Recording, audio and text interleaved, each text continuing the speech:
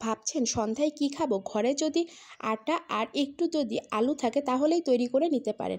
প্রথমে আমি 1.5 কাপ পরিমাণে আটা দিয়েছি, তারপরে 1 টেবিল চামচ দিয়েছি রান্নার তেল, হাফ চামচ লবণ এবং হাফ চামচ চিনি দিয়ে ভালোভাবে ময়দার সাথে মেখে নিয়েছি। তারপরে হালকা কুসুম পানি, গরম পানি দিয়ে এই ডোটাকে মেখে নিতে হবে। ময়দাটাকে অল্প করে পানি দিতে হবে আর একটা মসৃণ ডো তৈরি করে নিতে হবে। একবারে কিন্তু বেশি পানি দেওয়া যাবে না, এতে করে কিন্তু দেখা যাচ্ছে ডোটা নরম হয়ে যেতে পারে। খুব বেশি নরম বা খুব বেশি শক্ত কিন্তু করা যাবে না। এই তো দেখেন সুন্দর একটা মসৃণ ডো হয়ে গিয়েছে। উপর থেকে একটু তেল দিয়ে তেলটা মেখে এখন একটা ঢাকনা দিয়ে ঢেকে একটা সাইডে রেখে দিব। তারপরে চুলায় এখন প্যান বসিয়ে একটা পুর রেডি করতে চলে আসলাম। তাতে দিয়ে দিচ্ছি পেঁয়াজ কুচি, কাঁচামরিচ কুচি। পেঁয়াজ কাঁচামরিচটাকে কিছু সময় নেড়ে চেড়ে একটু বেরেস্তার আগ মুহূর্ত হয়ে আসলে দিয়ে দিচ্ছি লবণ দিয়ে আরেকটু নাড়াচাড়া দিয়ে দিচ্ছি আমি ধনেপাতা কুচি আর দিয়ে দিচ্ছি ম্যাশড পটেটো।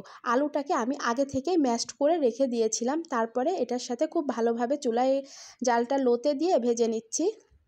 এরপরে ভাজা জিরার গুঁড়া আর দিয়ে দিচ্ছি ঘি। এই দুইটা অবশ্যই দিবেন, এতে করে ফ্লেভারটা খুব সুন্দর আসবে। তারপরে চুলাটা বন্ধ করে মিশিয়ে নিয়ে এখন আমি ময়দার খামিরের কাছে চলে যাব। 10 মিনিট পর খামিরটাও কিন্তু সুন্দর মতো সেট হয়ে গিয়েছে।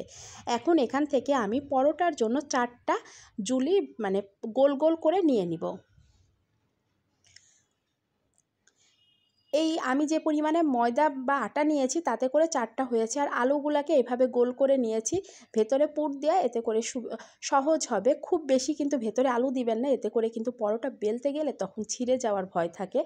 এই তো এভাবে দিয়ে সবগুলো একবারে আগে রেডি করে নিচ্ছি। এই কাজটা না সাবধানে করতে হবে। একইভাবে আমার এই 4টা পরোটা রেডি হয়ে গেল। তারপরে আমি আলু পরোটাগুলো বেলে নিব।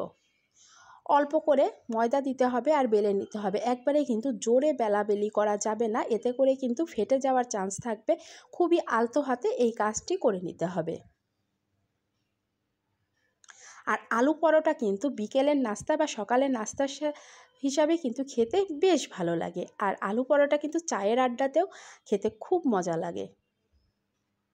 এই তো আমার পরোটাটা বেলে নেওয়া হয়ে গিয়েছে। আমি একটু দেখিয়ে দিচ্ছি কেমন মোটা হবে। আচ্ছা, আলু পরোটা কিন্তু এমনি পরোটার তুলনায় একটু মোটা হয়। তারপরে চুলায় আমি ভাজতে আসলাম। প্রথমে এক পিঠ ভেজে তারপরে আবারও আরেক পিঠ 1 মিনিট 1 মিনিট করে তেল ছাড়া আমি 2 পাশেই ভেজে নিয়েছি। আর একটু চেপে চেপে চুলার জালটা মিডিয়াম টু লোতে রেখে ভেজে নিতে হবে। যেহেতু এই আলু পরোটাটা মোটা হয়, এই জন্য একটু সময় নিয়েই ভাজতে হবে। এপাশ ওপাশ করে উল্টিয়ে পাল্টিয়ে চেপে চেপে ভেজে নিচ্ছি। দেখেছেন কি সুন্দরভাবে ফুলে গেছে। আমার আলু পরোটাটা কিন্তু একদম পারফেক্ট হয়েছিল। আমার এই রেসিপি ফলো করলে আপনারও কিন্তু আলু পরোটাটা একদম পারফেক্ট হবে। একইভাবে আমি সবগুলো আলু পরোটা ভেজে তুলে নিচ্ছি। বাসায় একবার তৈরি করে দেখবেন, বাড়ির সবাই কিন্তু অনেক বেশি পছন্দ করবে। এই আলু পরোটাটা বিভিন্ন রকম চাটনি বা সসের সাথে পরিবেশন করতে পারেন, চাইলে কিন্তু গোশ বা চায়ের সাথেও খেতে পারেন।